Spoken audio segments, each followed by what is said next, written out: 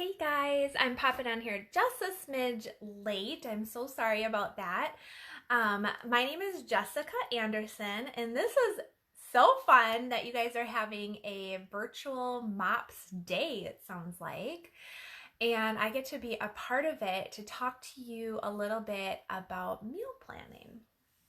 So, a little bit about myself. Many of you may recognize me or know me as we run in a lot of the same circles. I'm actually a part of the community church MOPS group, and I will be registering. Hey, people are popping in, registering for my 12th year of MOPS coming up here, which is just crazy. So I have 4 kiddos.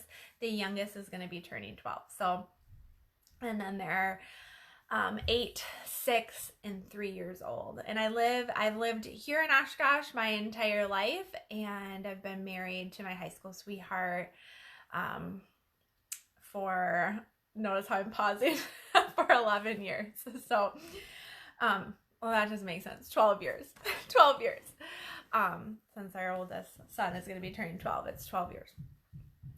Anyways, fun fact is that out of those 12 years of being involved in community church MOPS, I was the coordinator for 3 years, co-coordinator with another girl.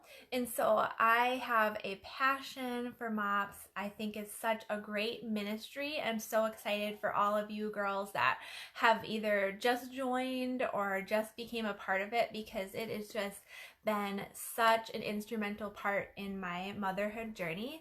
I can't imagine having walked through a lot of parenting without my MOPS girls, all the MOPS play dates, all the nights out and the fun things. And I know that right now, I didn't plan to talk about any of this. I know that right now it is crazy. And so coming together and connecting in any way that we can during this quarantine time is so important. So I'm excited to hear about all the different things that you're going to be learning and taking in today and being a part of it. So today, obviously, I'm going to be talking about meal planning. And why did I get asked to do this? Maybe some of you are wondering.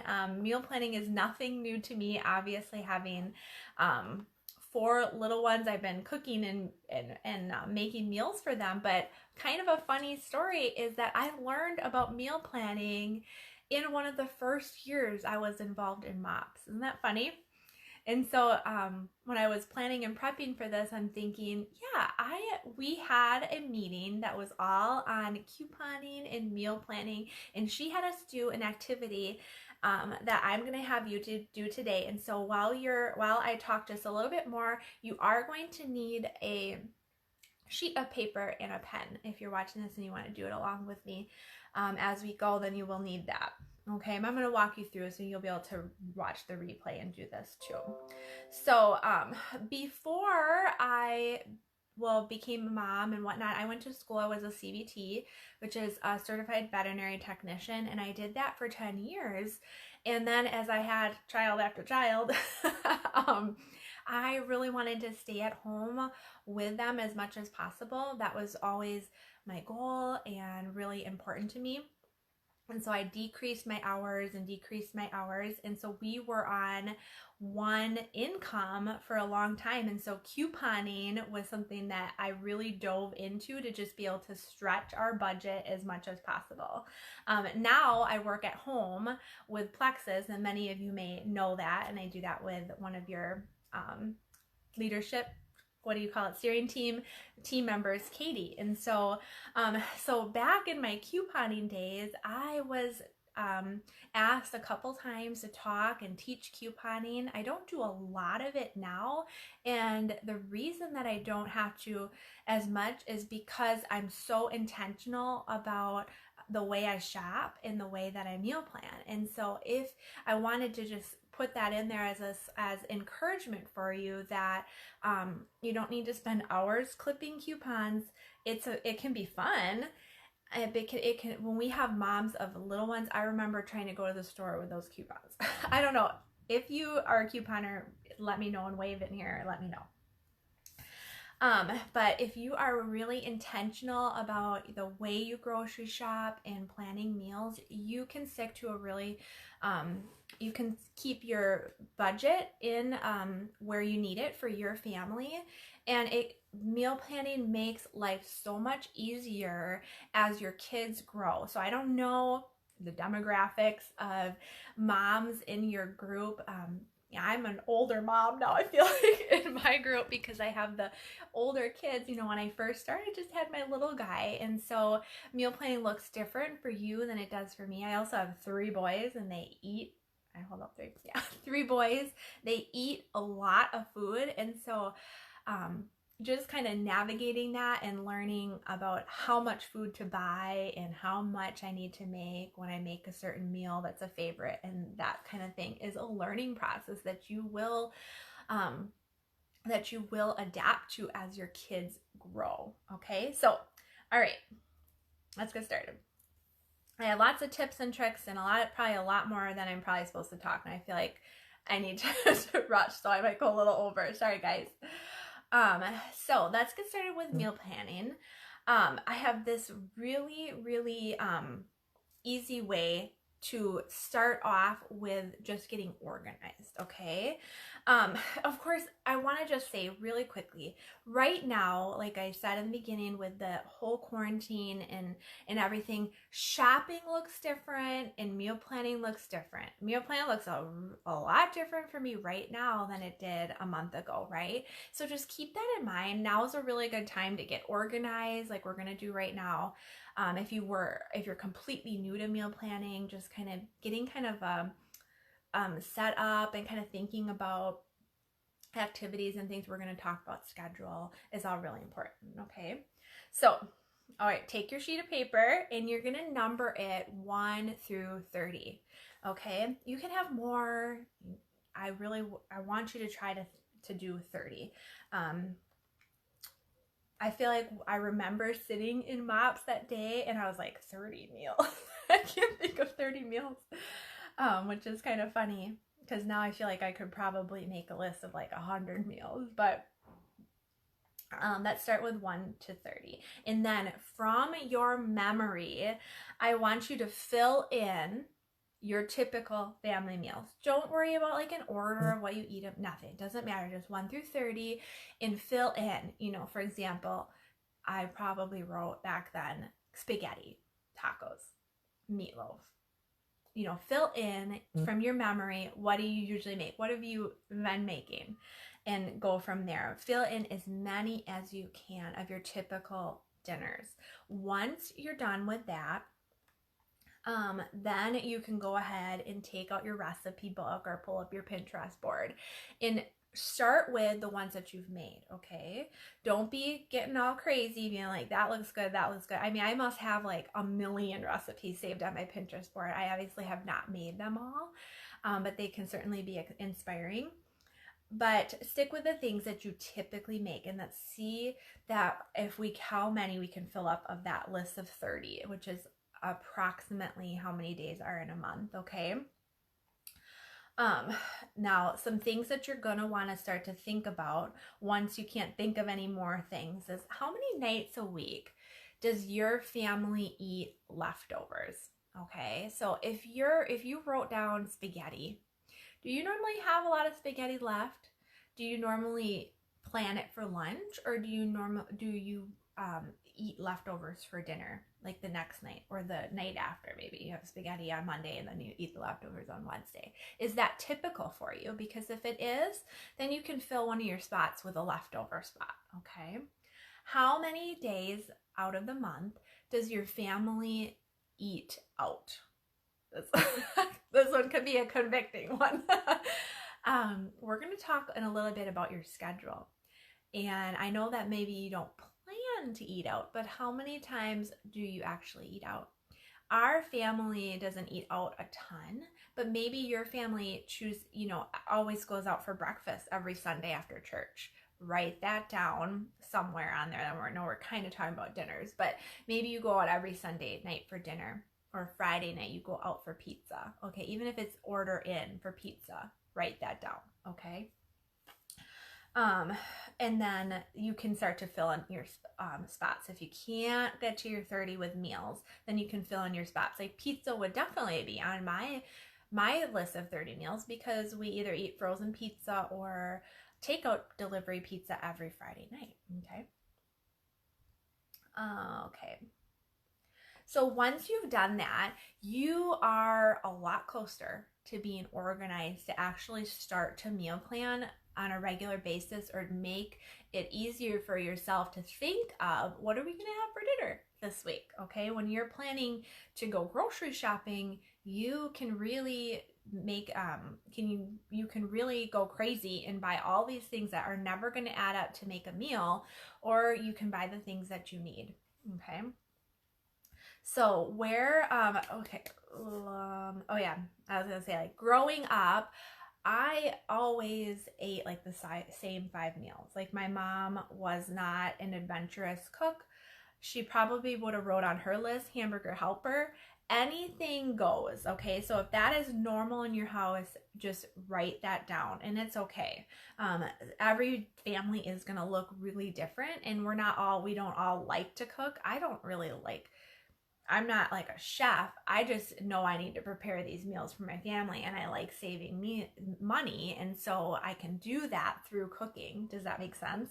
But I want to set you guys up right now to actually start making a meal plan. And when you have that list, that's the first step, okay? So let's talk a little bit about your options as far as when it comes to meal planning. And it really depends on how often you go grocery shopping, which probably makes a lot of us cringe right now with everything that's going on. But typically, I like to go grocery shopping on every other Monday.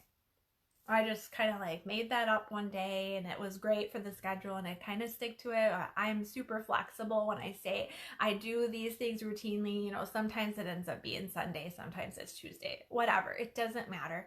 But when you're thinking about making a meal, you're thinking to make it for 1 week at a time, 2 weeks at a time, or you can make a monthly meal plan, which is what I learned about all those years ago in MOPS. So think about how often you want to actually go to the grocery store, and then make a list. So for example, ours is Sunday through Sunday times 2, if that makes sense. Okay. And I'm making a list of the meals that we're going to eat on those days going forward. I lost my place here. Scanned up. Okay, and now we are going to start with a couple different steps to start that process, and this is going to be a great one for you guys to do right now. So you can either finish out your week, or if you know when you're going to go shopping, and make some meal plans for that, because the first thing that you are going to do is you are going to shop from your own house.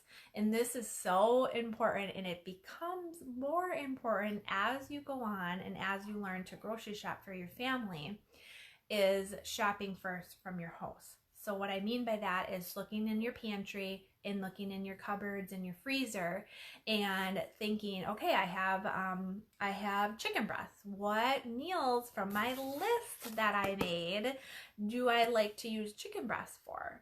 Okay, and you can write and fill that into one of your lists. I should say that as you start to actually make your Sunday through Sunday or whatever days, is you should have another notebook out or your phone out, because you're going to make a grocery list at the same time. That is so important, okay? Because you're only going to write on your grocery list what you need to buy.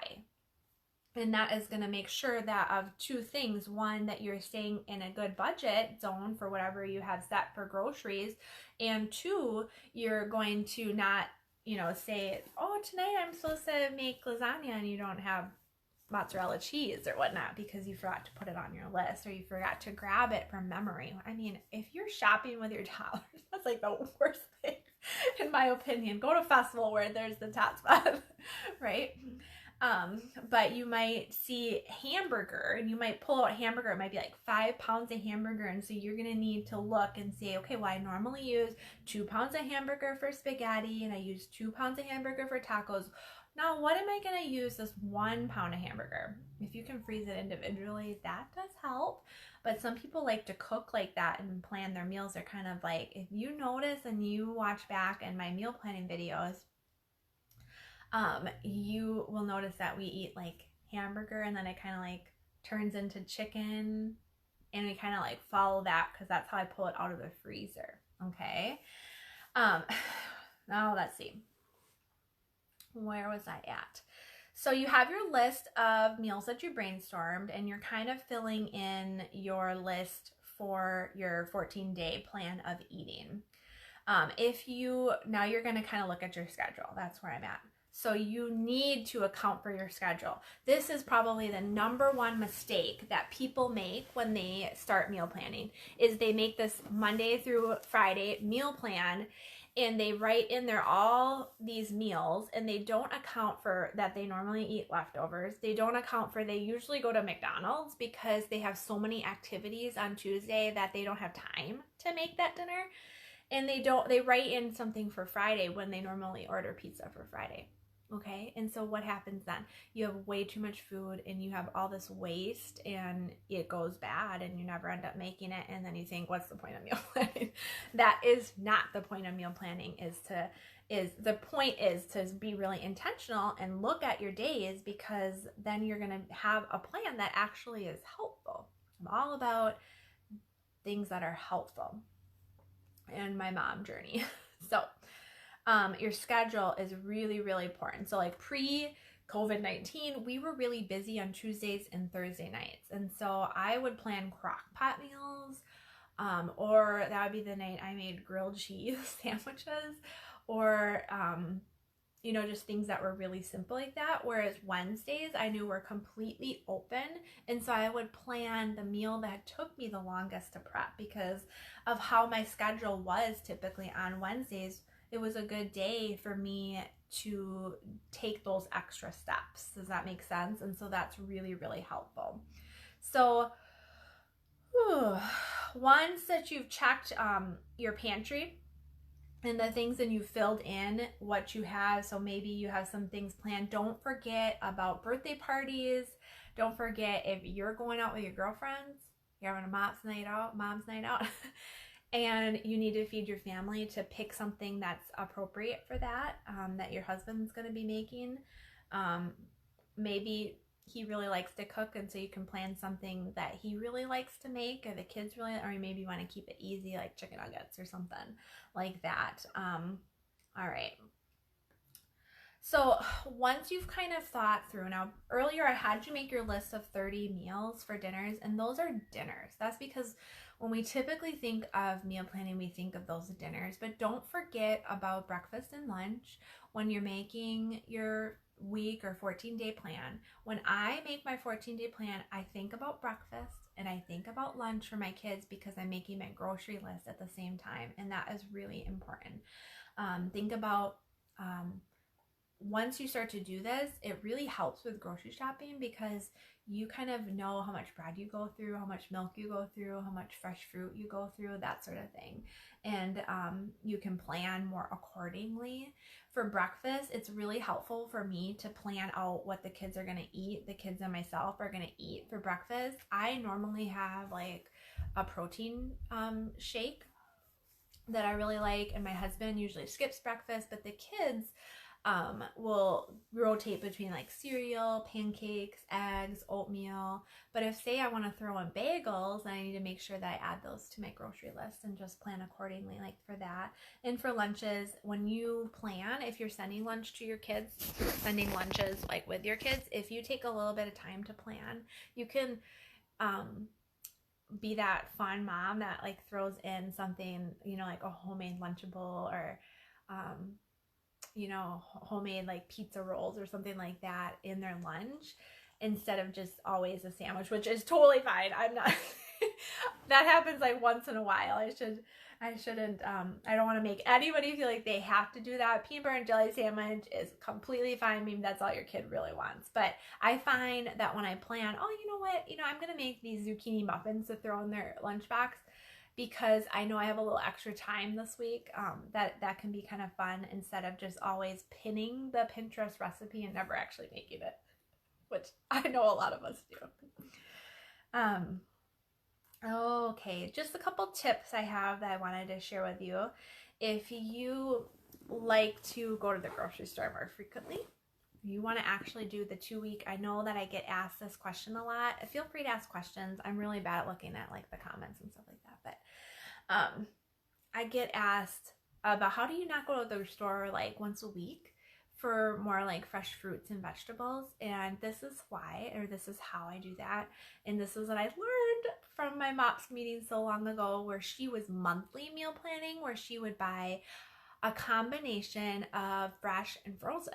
And she would start with the fresh and end with the frozen. Like, you were not allowed to eat the frozen raspberries until you ate all the apples and all the bananas, because those things perish, right? They go quickly and they go bad, and you needed to use those up before, and then they would end their month with their frozen fruits and vegetables, because those will last in the freezer until you're ready to use them. I thought that was a really, really good tip, and I have taken that into consideration a lot. Of course, if you need to make a grocery run, just have self-control and just run in to get the things that you need, and grab, I like to use Quick Trip here in town because they have fresh apples, bananas, onions, potatoes, milk, and bread, those things that you sometimes run out of a little bit quicker. All right, so to wrap us up, I want to talk about some time savers. And I know that originally we were talking about freezer meal planning, and that's something I get talked about a lot. I've done a lot of lives on my Facebook page about freezer meals, and I would love to go more into depth with that. But really, I use some really great resources on that I have found on different blogs, and I'm going to share those with you today as far as doing those. But like I said, time saving is probably the most important thing when it comes to what we want to learn at MOPS, right? Like, what can I do to save myself time? What can I do to help me stay calm? Connect with our friends, those sorts of things. And so I wanted to share these things with you. So number one is Sunday prep. Okay, sometimes you don't feel like doing it. I understand that. It doesn't have to be Sunday that's your prep day. It can be a different way, a different day. Whatever day you go shopping can be your prep day. But prep things on a day for the future days, if that makes sense. So if you're doing Sunday prep is the most common. You're prepping things for your lunch, your kids' lunch. You're cutting up your veggies that you're gonna make for dinner on Wednesday. You're cutting up onions and green peppers for that stir fry that you have planned. You're getting that all done ahead of time so that you don't have to worry about it that day. Maybe you're really busy. If you work some days during the day, you want to be able to just throw things in the crock pot when you wake up and leave with the kids. You have enough things you have to worry about, and you want to keep things really, really simple. Number two is to pre-cook things. So a lot of people don't know that you can pre-cook hamburger. And so take and combine this with your prep day. Pre-cook your hamburger, pre-cook your shredded chicken. You can freeze it, so you can do a whole bunch at once and then pull it out and use it like that. You can do that with ground beef. You can do that with shredded chicken for sure. The shredded chicken can be turned into like a gazillion different meals. For example, you can shred a whole bunch of chicken, put it into individual bags, and you can use it for soup, enchiladas, chicken and rice casserole, chicken tacos, chicken nachos, chicken quesadillas, and you can really have a lot of that work done where it's just going to be like quick meals that are actually real food and really nutritious for you and your kids. Pre-babies, I always had taco meat ground up and seasoned and ready to go. So that kind of leads me into freezer meals. So there are a gazillion ways that you can do freezer meals. Of course, some of the most popular are like freezer crock pot meals, and then like what I said, like, you know, you literally buy like 20 pounds of hamburger, you cook it all up, and then you turn it into sloppy joes, tacos, and spaghetti sauce, and you just pull that out of the freezer and you have it ready to go. Some of them are freezer meals are just like throw together crock pot meals, so they're not actually cooked. For example, there's a really popular one that's like chicken and then a bunch of vegetables, and then you just throw it into the crock pot and add like cream cheese or something like that, or salsa. And so that's something that you're kind of doing a lot of prep beforehand, and you can make like 3 of them and you have one each month that, you know, you're not sick of it then, and you've done a lot of the work like that. And then there's also freezer meal crazy day, which is what I get asked about a lot, because I've done this several times where I plan this huge freezer meal. I'm making like 50 or plus meals in one day. It's a lot of chicken being made at once, a lot of ground beef. I'm doing, like I said, the sloppy joe, the taco meat, all of that. I'm just doing it all in one day and making all these meals. I do a massive grocery shopping trip and make things like lasagna and baked ziti and baked manicotti, right? Because I have mozzarella cheese, I have the different cheese filling, I have the noodles, I have the ground hamburger and the pasta sauce, and I'm able to make multiple different meals at once like that. You can do the same with like chicken enchiladas, and I'll even do breakfast burritos and things like that, and really make a lot. There's also another way, and I think where I would recommend that you start is you're making your list. Like right now, say next week you're gonna have lasagna, then you know that you are actually gonna plan on your grocery list for 2 lasagnas, because why not make 2 lasagnas at once, eat one for dinner, and then throw the other one in the freezer for next month and pull it out on a day when you're making your meal plan, because you're still going to be doing it then, right? You're making that meal plan and you think, oh my gosh, Saturday is so busy. Hopefully we're really busy. Or we're really busy in the yard doing yard work, right? And it will be so convenient to pull out that lasagna. It's not going crazy. It's not, you know, needing like a whole nother freezer to do this. It's a really simple way to save time as a mom. Okay. Oops. I keep doing that.